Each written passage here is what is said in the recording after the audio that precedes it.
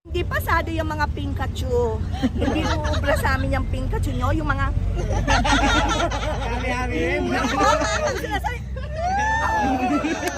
May pakagat-kagat labi ba? Yung gano'n daw. Anong tawag ng gano'n? Ay, sa Sigera ba yun? Sorry, pagdating kay Kiko, ayoko kasi ini-issue ako. Ako daw si Megastar. Sa loob ho ba ng 30 taon, ano ho ba nangyari sa bansang Pilipinas? Wala.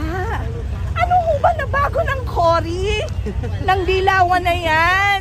Ha? Puro rebulto, pagpapatayo ng rebulto. Ano? Para ma-mind condition lang ang taong bayan, lalo na yung mga kabataan. Kumbaga, inano yung utak nila eh. Nilason. Tama, that's the correct term, nilason. Ayun pa lang sinasabi ko sa inyong lahat, kayong mga dilawan at pinklawan kayo. Ha? Sinasabi ko pa lang, ngayon pa lang ha. Ano pong masasabi niyo, ma'am, doon sa panawagan ni Lenny nung nagkaraban po siya na maawa kayo sa ating bayan? Nako, alam nyo, sa totoo lang, diba, ang lahat ng mga kandidato natin ngayon ay nag-request na dapat i-drug test. Yes.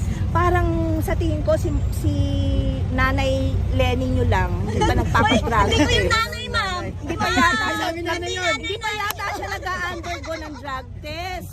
So siguro nung sinabi niya yon, ewan ko, baka mamaya nakagamit siya.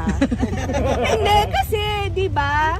Ano karamihan sa mga interviews niya, lutang talaga siya. Ginawa ng Marcos family, ng mga Marcoses na yan.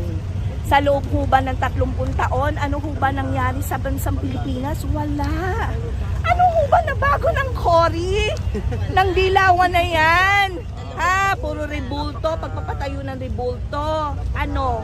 Para ma-mind condition lang ang taong bayan, lalo na yung mga kabataan. Kumbaga, inano yung utak nila eh. Nilason. Tama, that's the correct term, nilason.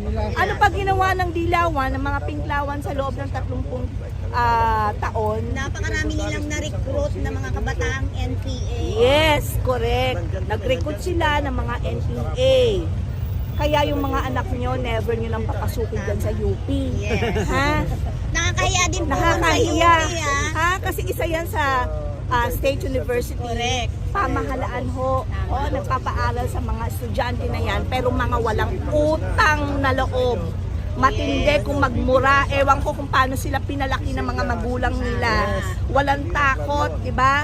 Kaya ho kami, mga solid na BBM, saludo kami sa pamilyang Marcos kasi kahit anong batikos, kahit anong pagmumura, pagbibintang ng magnanakaw, pamamatay, pero never silang nag-bounce back ng anuman masamang salita. Yung bang makikita mo sa kanila, yung pagiging humble nila, yung pagpapakababa nila, nandun pa rin, never silang pumatol. Kaya doon ako saludo sa kanila. At alam naman natin lahat yon, tayo mga solid na BBM, alam natin yon. Yes. Dahil never natin narinig ang pamilyang Marcos na nagmura, na gumante. Never natin. Kaya doon pa lang, kasi sa totoo, makikita na sa character pa lang ni Sir Bongbong Marcos, makikita mong may puso siya. Importante na ang mamuno sa bansang Pilipinas ay may puso, Tama po. may pagmamahal. Dahil kapag may puso ka, may pagmamahal ka, uunahin mo ang kapakanan ng sambayanang Pilipino, lalo na ng mahihirap nating kababayan. Kaya ho, manindigan ho tayo sa ating ipinaglalaban. Hindi na tayo dapat madaya. Dahil ngayon pa lang sinasabi ko sa inyong lahat, kayong mga dilawan at pinklawan kayo, ha? Sinasabi ko pa lang, ngayon pa lang, ha? Kung merong People Power 1, mangyayari na magkakaroon ng People Power 2, People Power 3, kung gusto nyo. At ito po yung totoong Tanong people lang, power ma'am. talaga. Ano pong masasabi niyo, ma'am, doon sa panawagan ni Lenny nung nagkaraban po siya na maawa kayo sa ating bayan? Nako, alam nyo, sa totoo